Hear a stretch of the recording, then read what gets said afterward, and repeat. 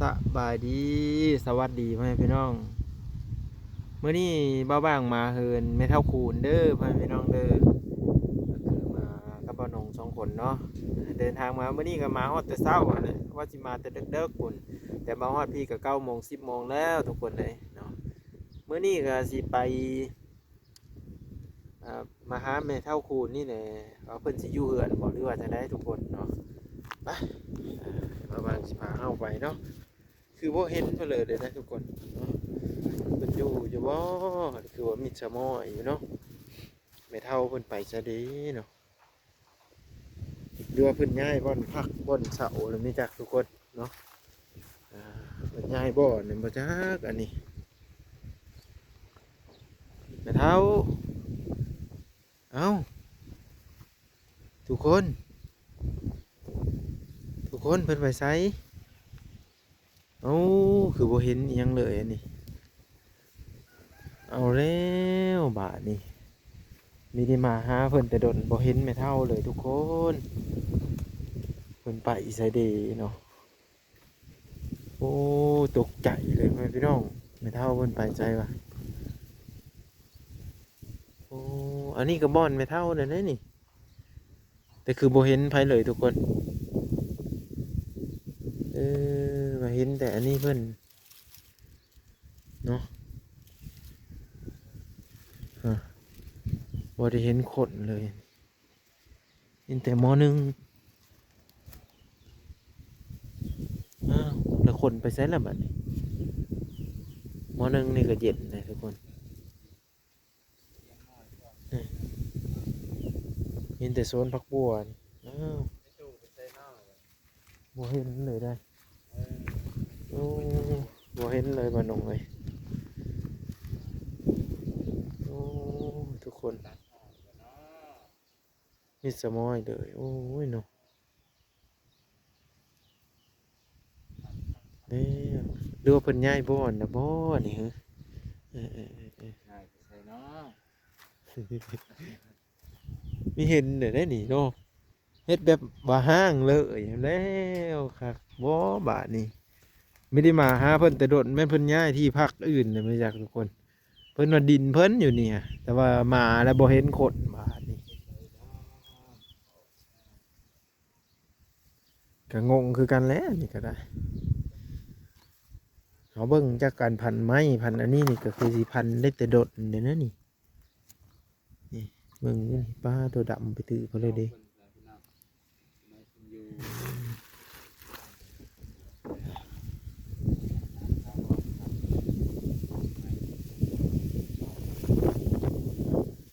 ว่าสิมาเยี่ยมยามถามข่าวแต่ว่าไม่เห็นเนาะอ่า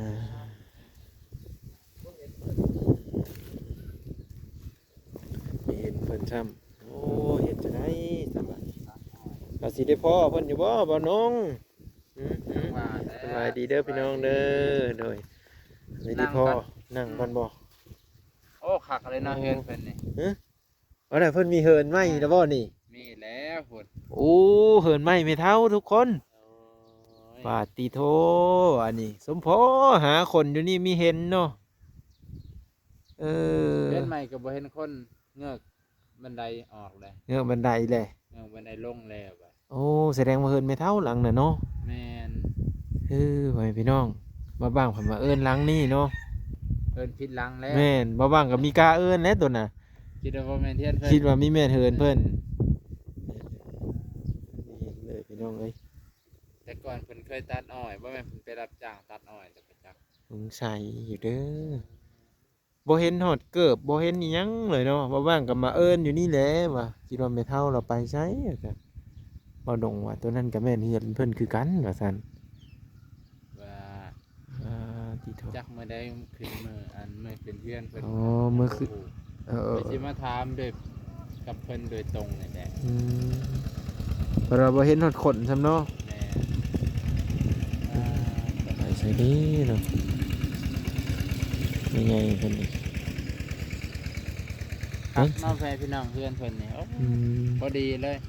พอดีกระทันหันเนาะน้อยๆอ่าไปเฮ็ดอยู่เที่ยงหน้าเนี่ยโอ้เออพอดีเลยอยู่สะดวกสบายเลยนะก็คือ บั้นปลายชีวิตของแม่เฒ่าเนาะว่าง่ายก็ได้ผู้เฒ่าซ้ำนี่แหละไขประตูปองเยี่ยมแหนมออกไปเห็นทงไห้ทงนาแล้วก็มีบ่อนดำข้าวดำนาเนี่ยนะทุกคนเนาะอยู่แบบ แล้ว สะดวกสบายชีวิตที่มุกดีใจแล้วพี่น้องเอ้ยมีผู้มาแบ่งเบาเนาะมีผู้มาซอยเหลือเพิ่นว่าง่ายก็ได้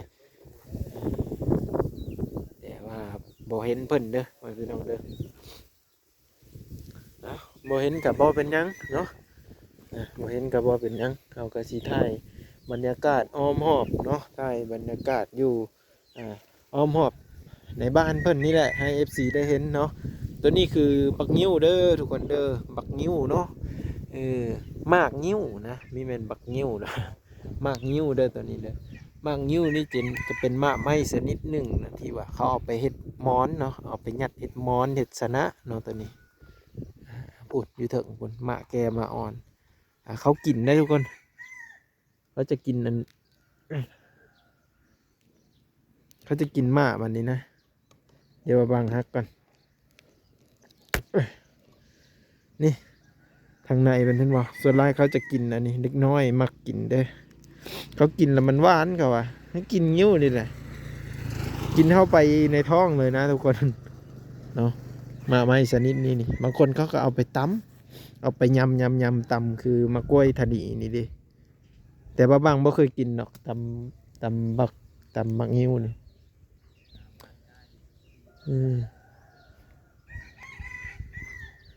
ว่าลงมาตัวนี้นะเหินเพิ่นเด้อทุกคนเด้อเหินไม่เท่าเนาะเดียวก็ถือว่าเหินไม่เท่านี่ก็แล้วได้ทุกคนเอ้ยเพิ่นก็จะได้ขึ้นบ้านใหม่บัดได้ยินเบาหนองว่านะ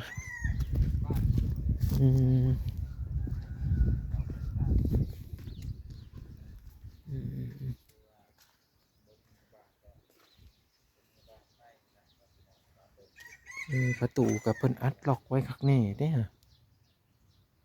ไม่เท่าคุณบ่อยู่บ่ เท่ากับว่าอยู่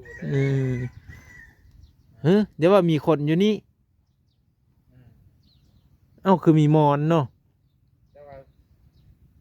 หรือว่ายังบ่ทันได้ขึ้นเฮือนแล้วบ่ทันนึนอนประมาณนี้บ่มีเคล็ดลับแบบนี้อีบ่เบิ่งนี่ก็คือที่นอนของแม่ใหญ่เพิ่นนี่เห็นหอยตีนนี่ยันดาลูกหลานบ้านนอนทุกคนบ้านนอนเด็ดแต่คุณน่ะก็เห็นยายเลยแต่ตอนนี้ที่สิริกลับอยู่เด้อเสียงให้ที5ละเขียนด้วยบ่บ่าวบางมาหาไม่เท่าคูณบ่เห็นเอาบ่เป็นหยังทุกคนเลยบ่เห็นกะบ่เห็นกะบ่เป็นหยังเนาะเพราะว่าแม่ใหญ่เพิ่นกะน่าจะไม่อยู่เลยเพิ่นก็ไปเรียกไปงานเพิ่นนะทุกคนเลย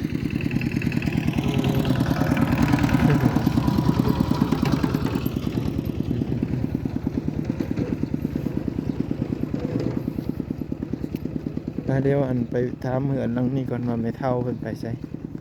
อันนั้นเพิ่นเฮ็ดทางเด้อทุกคนเด้อเพิ่นเฮ็ดทางไว้เพิ่นเด้อเฮ็ดมือแดงนี่มิวสบายดีอันแม่ใหญ่เพิ่นไปเสือแม่ใหญ่คูณนี่บ้านได้ลูกบ้านเหรอบ้านช่างเฮ้ยบ้านนกเขียนเปล่านนกเขียนนี่ฮะเขาสิไปทางใดนานกเขียนนี่เขามาเขาไปแต่เช้าเลยเขามาเอาแล้วเฮ็ดอะไรเขามาแล้วที่ไปแล้วคันเฮาไปเฮาไปใส่พี่บ่บ้านไม้บัวคำพี่นี่ไปทางเจรมองฮอดบ่ฮอดบ่บ้านเจรมองฮอดแล้วบ้านเขาไปทางงานตาลนี่งานน้ำตาลนี่มันมีทางนึงเลยนี่โอ้บ้านนานกเขียนเพิ่นมือยามพี่น้องบ่เพิ่นมือบอกพี่น้องเนาะเพิ่นเว้านะโดยแล้วมาก็มีเห็นเพิ่นนะโดยขอบใจเด้อจ้ะไปพี่น้องเพิ่นมาเพิ่นบอกว่าเพิ่นมาเพิ่นสิเต็มมื้อเหินเพิ่นเนาะมาแต่เช้าอันฮู้จักอยู่บ่มื้อเลยเพิ่นสิขึ้นเหินเพิ่นนี่แต่เจ้าฮู้จัก เก้าค่ำเนาะมื้อนี้จักค่ำสี่ค่ำสี่ค่ำวันศุกร์เด้อพี่น้องเด้อเอาขอบใจหลายๆซะนะเพิ่นมีอยู่เพิ่นพี่น้องเอ้ยเนาะก็เลยมาถามแม่ป้าเหินไก่นี่แหละนี่คนละภาคทางเพิ่นว่าเพิ่นไปบ่พี่น้องอยู่บ้านนานกเขียนทุกคนเนาะหรือว่าสิพ่อเพิ่นอยู่กลางทางก็บ่จักแลแม่ใหญ่นี่ฮะคันพ่อเพิ่นอยู่กลางทางก็เป็นการดีเด้พี่น้องเอามาบ้างก็สิได้อำลาพาจาก FC เด้อเนาะFC เบิร์ดทุกคนอยู่ดีมีแหงที่รับชมเบิ่งช่อง YouTube บ่าวบางขอให้สุขภาพแข็งแรงปราศจากโรคภัยไข้เจ็บและบ่มีพยาธิโรคาไว้พี่น้องเนาะให้มีแต่ความสุขความเจริญเด้อ FC เด้อไปเดี๋ยวได้ก็ติดตามเบิ่งต่อไปพี่น้องไปลมก็แห้งเนาะเข้ามาบ้านคุณยายเพิ่นก็ได้เนาะบ้านคุณยายนี่ก็สำเร็จแต่เด้ทุกคนนี่เห็นบ่มาบ้างกับอิดบ่ฮู้ว่าเป็นบ้านเพิ่นเนาะบ่บ้างกับไปท้ายตัวนั้นไปเอิ้นถามเพิ่นว่าบ่มีคนบ่เห็นคนเนาะมาเบิ่งตัวนี้เพิ่นเอาหนุ่มว่าเฮือนตัวนี้คือเฮือนยายของเพิ่นเด้ว่าซั่นเนาะบ่บ้างกันบ่ได้เข้ามาแต่ดนเลยเด้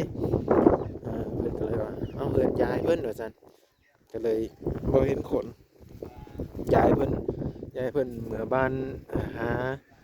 บอกพี่น้องเนาะมาขึ้นบ้านเพิ่นปล่อยพี่น้องเอ้ย